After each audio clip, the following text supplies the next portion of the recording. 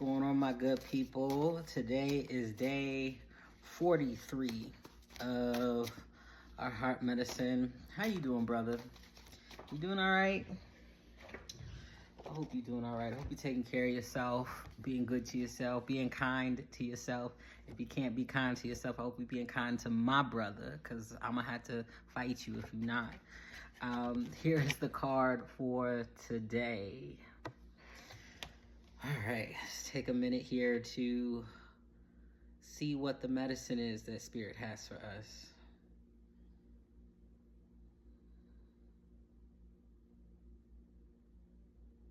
Okay, so the medicine for today and the message for today is, one, Spirit wants us to understand that our bodies hear our thoughts. All right, your body hears your thoughts.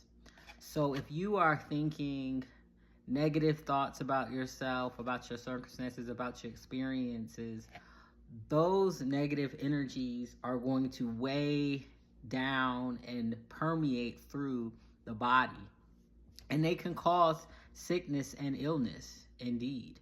So if you are often thinking negatively about yourself in a way that impacts your self-esteem, that can literally manifest itself in your heart, in your gut. You can have digestive issues. If you think a lot of negative thoughts about your abundance, right? Like if you think that, oh, I'll never be able to make enough money, I'm always going to be struggling, that can show up as like brittle bones, or what do you call them? Blood clots, or pain, like things that, like persistent pain or inflammation in your muscles. All those things manifest, right? Your thoughts are energy forms. Your body's an energy form. So if you speak negatively into one energy form, it'll start to take the formation of whatever you're speaking. So the invitation for today from Spirit is to, one, take inventory of how's your body feeling. Even anxiousness, like if you get like heart palpitations, for instance, and you associate that with anxiousness, it could be that heart palpitation is connected specifically to a thought that you ruminate on around yourself. You ruminate on around worry. And just eliminating that thought from your mind can start to address the heart palpitation. So the invitation is, take inventory of how's your body doing. Are you feeling any particular pains or issues in any places? I sometimes have issues with my right ankle. And whenever my right ankle flares up, I know that it's specifically connected to thought patterns that I have around feeling stuck, or feeling like I have a lot of barriers in being able to move forward in my life. And so whenever my ankle starts to hurt, I'm always like, all right, Jamari, let's be mindful of what we've been thinking about, because your ankle is telling you you ain't been thinking good things about yourself and about your life. So take inventory, and if you notice a pattern of particular pain, especially if there's no medical explanation for it, right? Like you didn't have an injury or anything like that would explain why you're dealing with that issue. It's possible it's connected to a particular thought pattern. And so, one, the invitation is to just be mindful and notice what's going on with your body. So your body is holding a lot of wisdom. And then the invitation is actually take some time just to be present to that part of your body and see if it has any wisdom to tell you about what thought pattern or what issues that situation, that challenge, that pain, that difficulty, that problem might actually be rooted in. This is going to require you to be in some stillness, okay? So to actually take a moment, once you identify what that part of the body is or issue is or organ is, and to be in some stillness, at least 20, 30 minutes of stillness and receptivity of just listening and receiving. Is there something this part of my body has to tell me about what thought patterns or what issues in my life this problem might be connected with?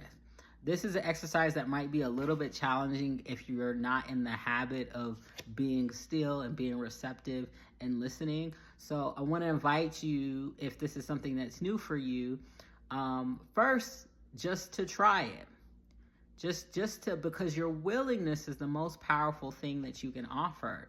And what I find is that when you're willing, right, all is a spirit and an extension of you in one consciousness. When you're willing, that spirit, that God finds many ways to tell you a thing. So if you, with a genuine willingness, take 30 minutes, sit down, really wanting to hear, really invested in hearing, even if you struggle with it, I promise you there's some way that spirit's going to get that message to you. You might turn on a TV show and then the next thing you're noticing, they're talking about headaches and the connection between your headaches and thoughts of doom, right? Randomly on TV. This is probably me. I'm speaking right now for somebody. This is for somebody who might be challenged with this, right? Or someone calls you and might start talking about it, or you find a post on Instagram that makes the connection between indigestion and worry about the future, right? There's a way that spirit will not even try, that spirit will communicate the connection to you. So if you sit with a willing heart, the information might not come immediately in that sitting, but it's like opening up the door, right? When we sit in stillness, it's like opening up the door to spirit to say, come on in. You are a welcome guest here. Make yourself comfortable. And if spirit's in your house, eventually spirit gonna say something to you. That's the beauty about God. Eventually, something will be spoken to you once you open that door and allow God into your life and into your world and into your experience. So invite you to try that. Let me know how it goes. Hit me up.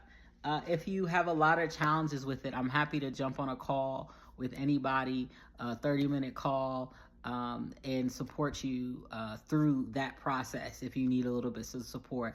As Black men in particular, we often don't ask for help, and then we wonder why we're still struggling. Well, God didn't put all the answers in you. That's just ludicrous. Also, that's a lot of work. That's a lot to hold if you're the person with all the answers. I personally don't want that job. There's too many people out here. Y'all hold some of the work. So we often don't ask for help when we need it. Because of shame, because of guilt, because we're taught to do it all on our own, there's hyper independence and all of that stuff. Like, let somebody help you. Let somebody ease your burden of trying to figure it out on your own, okay? So hit me up if you need to, my brother. Love you so much. If nobody's told you today, you know I love you so much, and you're so valuable and essential to this world. Peace, brother.